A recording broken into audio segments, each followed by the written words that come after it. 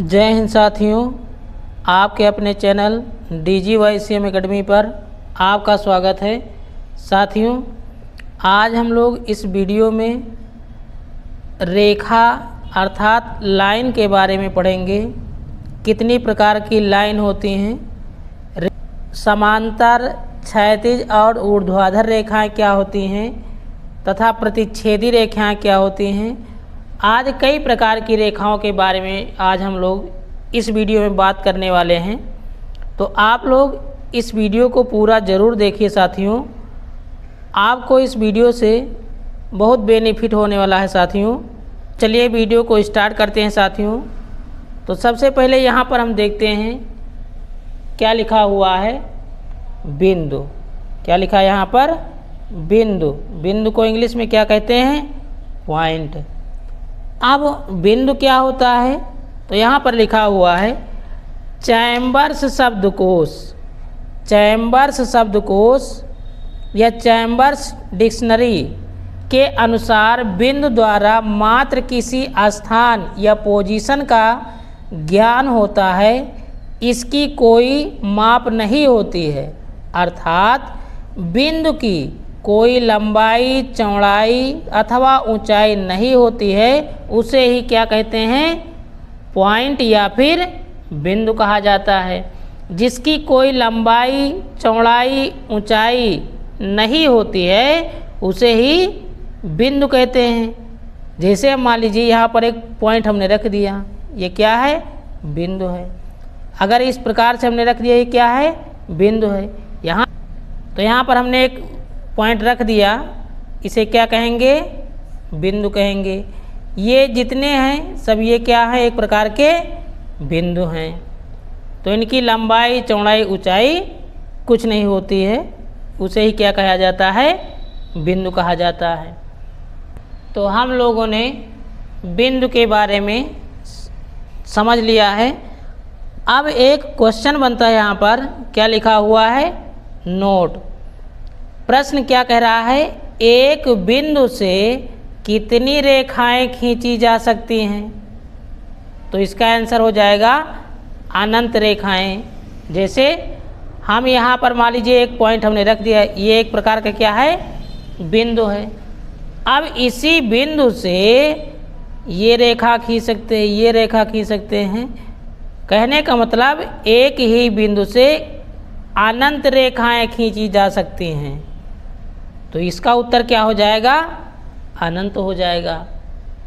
दूसरा प्रश्न लिखा हुआ है, दो बिंदुओं से कितनी रेखाएं खींची जा सकती हैं। तो केवल एक रेखा खींची जा सकती है।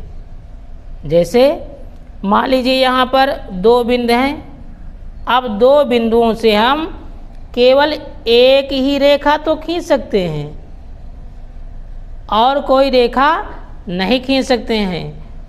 तो इसका आंसर हो जाएगा एक। दो बिंदुओं से कितनी रेखाएं खींची जा सकती हैं, तो उत्तर हो जाएगा एक रेखा खींची जा सकती है। अब हम लोग देखते हैं साथियों, रेखा अर्थात लाइन। लंबाई में रखे गए बिंदुओं के कुल योग को रेखा कहते हैं। अर्थात रेखा में केवल लंबाई ही होती है, चौड़ाई अथवा मोटाई नहीं होती है। तो यहाँ पर कह रहा है कुल बिंदुओं के योग को। जैसे मान लीजिए हम इसी प्रकार से अगर बिंदु से बिंदु रखते चले जाएं तो एक प्रकार की क्या तैयार हो जाएगी, एक रेखा तैयार हो जाएगी। तो बिंदुओं, वही यहाँ पर कह रहा है कि कुल बिंदुओं के योग को रेखा कहते हैं। अगर हम बिंदु बिंदु रखते चले जाएंगे तो एक प्रकार की क्या बन जाती है, रेखा बन जाती है। उसे ही क्या कहेंगे, लाइन या रेखा। अब यहाँ पर एक प्रकार की ये क्या है, लाइन है। हमने क्या दिखाया यहाँ पर, ये लाइन है।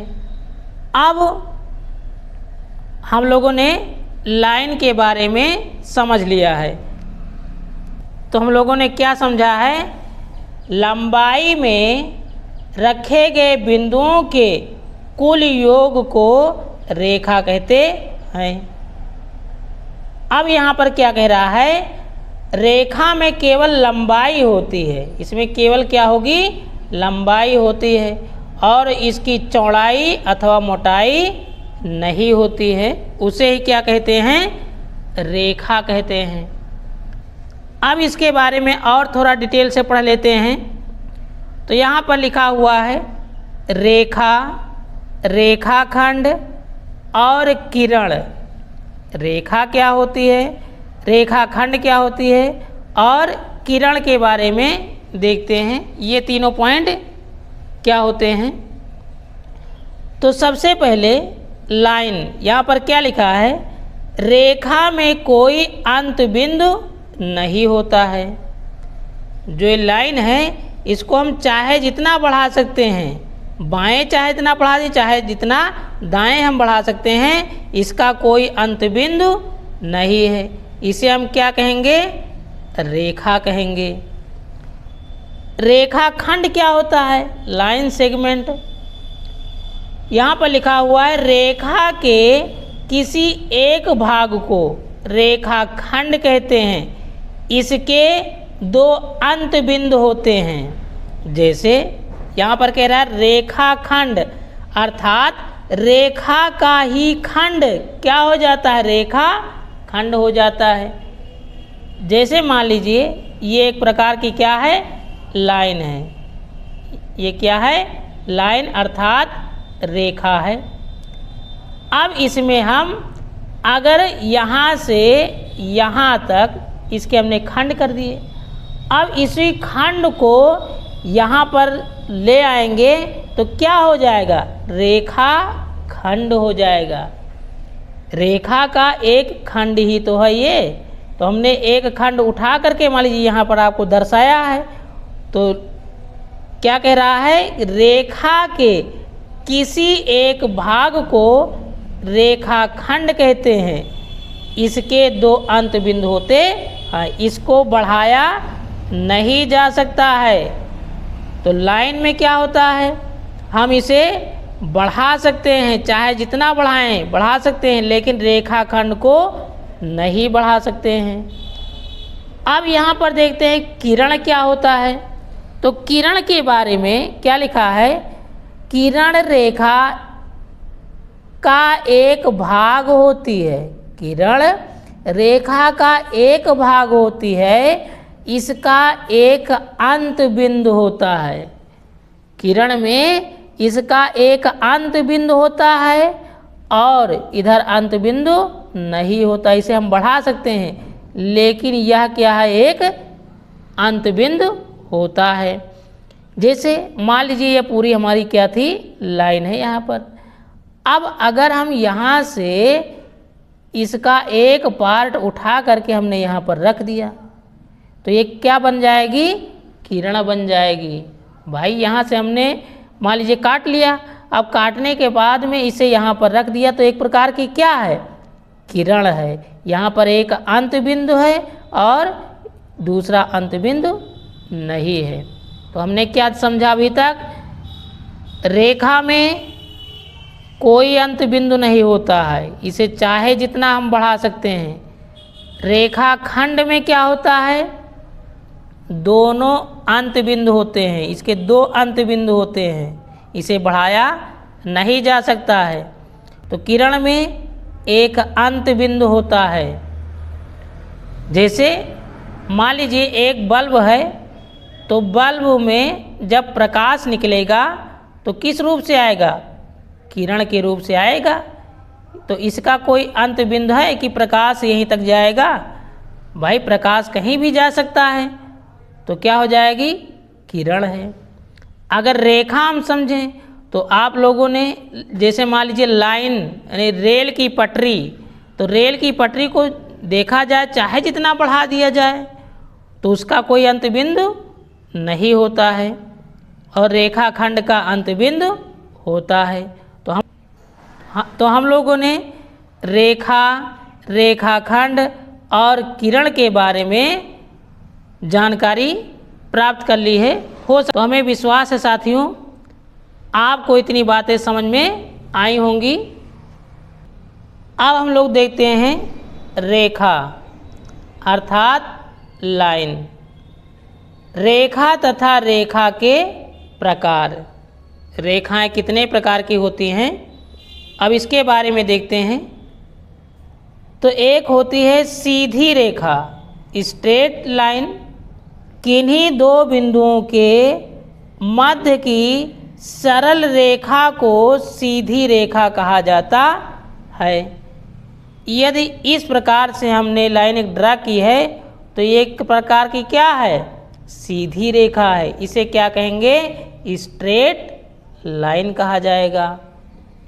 उसके बाद में अब देखते हैं वक्र रेखा या कर्व लाइन इसे कहा जाता है।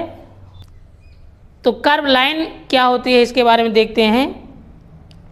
टेढ़ी मेढ़ी रेखा अर्थात जो रेखा सीधी ना हो वक्र रेखा कहलाती है। टेढ़ी मेढ़ी होनी चाहिए, सीधी रेखा नहीं होनी चाहिए, तो उसे हम क्या कहेंगे, वक्र रेखा कहेंगे। जैसे हमने यहाँ पर चित्र के अनुसार दिखाया तो ये एक प्रकार की क्या है, वक्र रेखा है। और इस प्रकार से अगर ये रेखा बनी तो ये एक प्रकार की क्या है, ये भी कर्व लाइन या वक्र रेखा है। अगर इसे हम इस प्रकार से बनाएंगे तो क्या हो जाएगी, वक्र रेखा हो जाएगी। तो कहने का मतलब ये है कि सीधी रेखा नहीं होनी चाहिए, टेढ़ी मेढ़ी बना दीजिए तो उसे क्या कहा जाएगा, वक्र रेखा कहा जाएगा साथियों। तो अब देखते हैं समांतर रेखा। समांतर रेखा क्या होती है इसके बारे में देखते हैं। तो एक ही समतल पर एक दूसरे से बराबर अंतर बनाए रखने वाली रेखाएं समांतर रेखाएं कहलाती हैं। समांतर रेखाएं अनंत तक बढ़ाए जाने पर भी एक दूसरे से नहीं मिल पाती हैं। जैसे हम देखते हैं यहाँ पर, ये मान लीजिए एक समतल है, समतल के सामने हमने एक प्रकार की ये लाइन बना दी है, तो अब इसके ये क्या हो जाएगी, समांतर रेखा हो जाएगी। ये रेखाएं एक दूसरे को कभी नहीं काटती हैं, तो इसे ही क्या कहा जाता है, समांतर रेखाएं कहा जाता है। ये भी रेखाएं एक दूसरे को कभी नहीं काटेंगी, तो इसे हम क्या कहेंगे, समांतर रेखाएं कहेंगे। चाहे जैसे बना दिया जाए, लेकिन इनके बीच का जो अंतर है, जितनी दूरी यहाँ पर है उतनी दूरी यहाँ पर होनी चाहिए, उसे हम क्या कहेंगे, समांतर रेखा कहेंगे। तो समांतर रेखाएं ये हैं। अब जैसे हम एग्जाम्पल के माध्यम से समझ लेते हैं। आप लोगों ने रेल की पटरी देखी होगी। ये रेल की पटरी को देखा जाए तो कितना भी बढ़ा दिया जाए, दोनों तरफ रेल की पटरियों को कितना भी बढ़ा दिया जाए, क्या पटरियां एक दूसरे को कभी काट सकती हैं, नहीं काटेंगी। तो एक प्रकार की कैसी रेखाएं वो हो जाएंगी, समांतर रेखाएं हो जाएंगी। अब देखते हैं साथियों असमांतर रेखाएं। असमांतर रेखाएं क्या होती हैं, ऐसी रेखाएं जो बढ़ाए जाने पर एक दूसरे को किसी बिंदु पर काटती हैं, असमानांतर रेखाएं कहलाती हैं। आपको कहीं कहीं असमानांतर रेखाएं मिलेंगी या फिर असमांतर रेखाएं मिलेंगी, तो ये दोनों एक ही हैं। तो अब यहाँ पर क्या कह रहा है, दोनों रेखाओं को यदि बढ़ाया जाए तो वे कहीं ना कहीं काटेंगी। जैसे ये रेखा है, अगर इसको हम बढ़ाएंगे तो कहीं ना कहीं एक बिंदु पर इसे काटेंगी। अगर ये रेखाएं हैं, अगर इसको हम बढ़ाते जाएं और इसे भी बढ़ाते जाएं तो कहीं ना कहीं उसे काट देंगी। तो ये रेखाएं क्या हो जाएंगी, असमांतर रेखाएं होंगी। तो हमने क्या समझा, समांतर रेखाएं जो होती हैं वे एक दूसरे को कभी नहीं काट सकती हैं, लेकिन असमांतर रेखाएं जो होती हैं अगर उसे हम बढ़ाएंगे तो कहीं ना कहीं उसे एक दूसरे बिंदु पर काट देंगी, इसे ही क्या कहेंगे, असमांतर रेखाएं। अब यहाँ पर देखते हैं साथियों क्षैतिज रेखाएं, जिसे हम क्या कहेंगे, हॉरिजेंटल लाइंस। ये क्या होती हैं, तो किसी आधार के समानांतर खींची गई रेखाएं क्षैतिज रेखाएं कहलाती हैं। मान लीजिए एक ये लाइन है और इसी के अगर समानांतर रेखाएं खींच दी जाएं तो इसे हम क्या कहेंगे, क्षैतिज रेखाएं कहेंगे। क्षैतिज रेखाएं क्या होती हैं, पड़ी रेखाएं होती हैं। ये क्या हैं, पड़ी रेखाएं हैं, तो इसे हम क्या कहेंगे, क्षैतिज रेखाएं कहेंगे। ऊर्ध्वाधर रेखाएं क्या होती हैं, जिसे वर्टिकल लाइंस कहा जाता है। किसी समतल पर आधार के लंबवत खींची गई रेखाएं ऊर्ध्वाधर रेखाएं कहलाती हैं।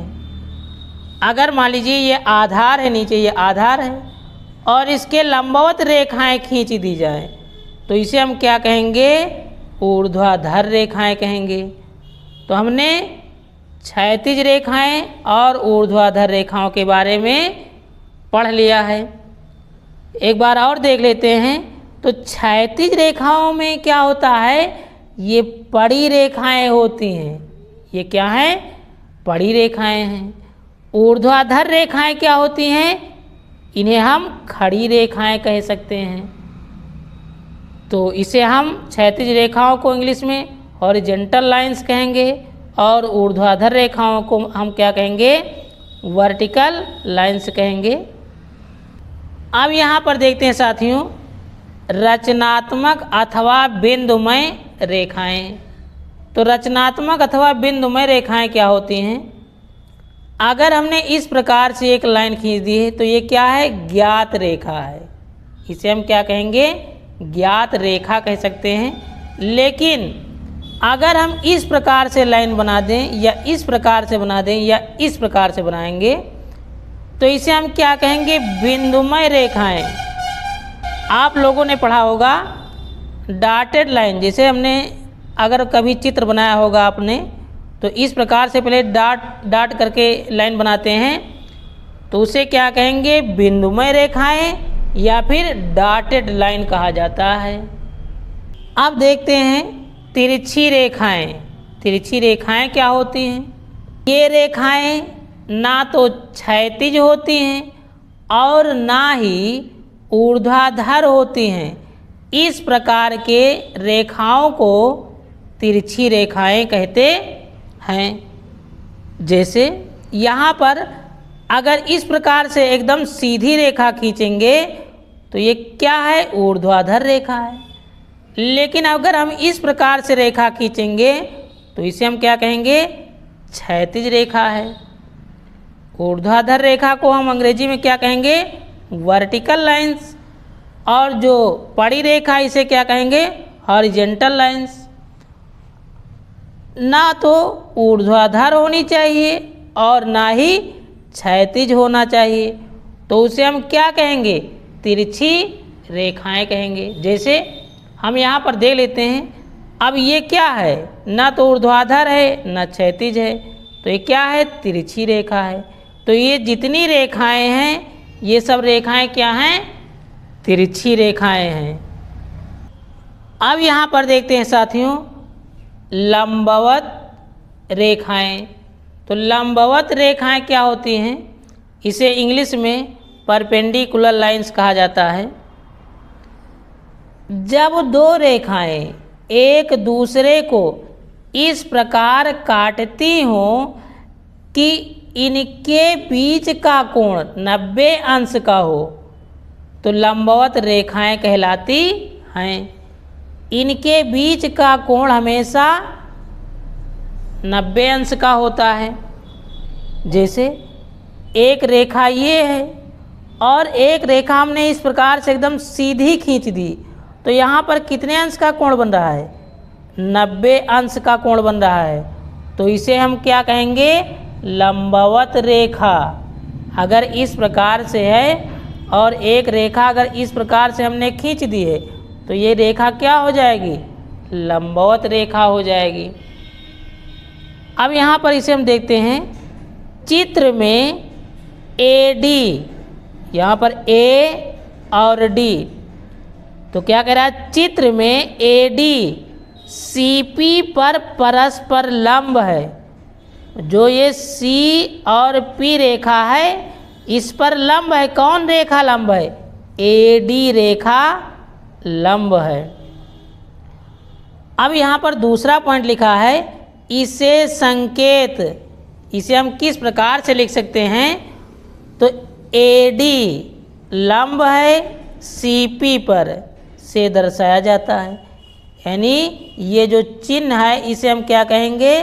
लंब का चिन्ह कहेंगे। अब यहाँ पर हम क्या कह सकते हैं? AD, जो AD रेखा है जो रेड कलर से है, जो AD रेखा है वो लंब है, ये लंब का चिन्ह है, इसे हम क्या कहेंगे? लंब का चिन्ह है ये। तो AD लंब है, किस पर लंब है?